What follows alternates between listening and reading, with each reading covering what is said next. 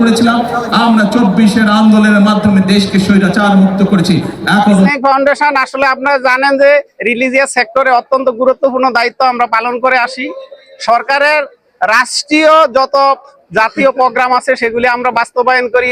আমরা হজ যাকাত থেকে শুরু করে মসজিদ ভিত্তিক শিশু গণশিক্ষা, আমাদের হচ্ছে মারুলার কাম প্রকল্প, তারপরে আমাদের হচ্ছে মসজিদ পাঠাগার প্রকল্প এবং ইসলামিক ফাউন্ডেশন রাজস্ব খাত মিলিয়ে আমরা প্রায় 2000 জনবল এই ইসলামিক ফাউন্ডেশনের মাধ্যমে আমরা এদেশের খেদমত করে আসছি।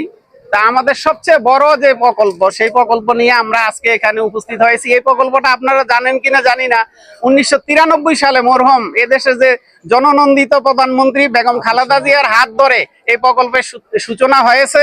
এখন তারই সুযোগ্য সন্তান জনাব তারেক রহমানের কাছে আমাদের এই লক্ষ লক্ষ আলেম ওলামাদের আবেদন যে তার হাত ধরে আমরা, যেহেতু তার মায়ের সূচনা, সেই প্রকল্প উনি রাজস্ব খাতে স্থানান্তর করবে। এটা আমাদের 73 লক্ষ আলেম ওলামাদের দাবি।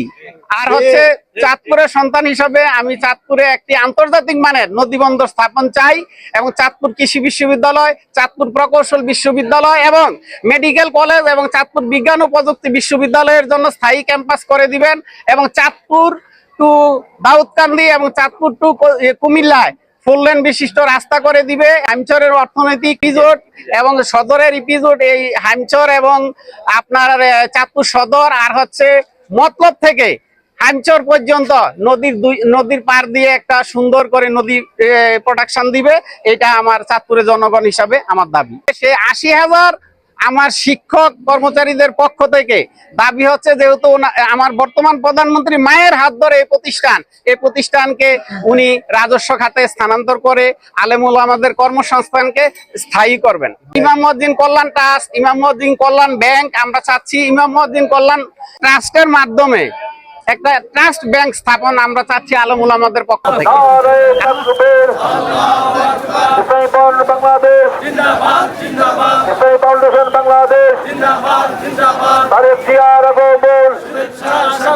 প্রধানমন্ত্রীর আগমন ফাউন্ডেশনের পক্ষ থেকে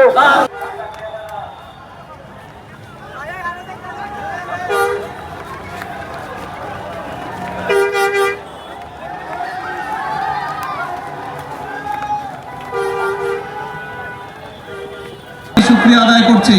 কারণ আমি সারা নির্বাচনের আগে সারা বাংলাদেশে যখন গিয়েছিলাম, আমি মা বোনদের কাছে বলেছিলাম যে আমরা নির্বাচনে জয়যুক্ত হলে, সরকার গঠন করতে সক্ষম হলে আমরা মা বোনদের হাতে, বাংলাদেশে 4 কোটি পরিবার আছে, আমরা সকল পরিবারের মায়েদের কাছে ধীরে ধীরে আমরা ফ্যামিলি কার্ড পৌঁছে দিব।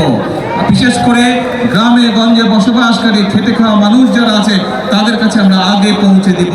আল্লাহর রহমতে আল্লাহ আমাদেরকে তৌফিক দিয়েছেন, আল্লাহ আমাদেরকে রহমত দিয়েছেন।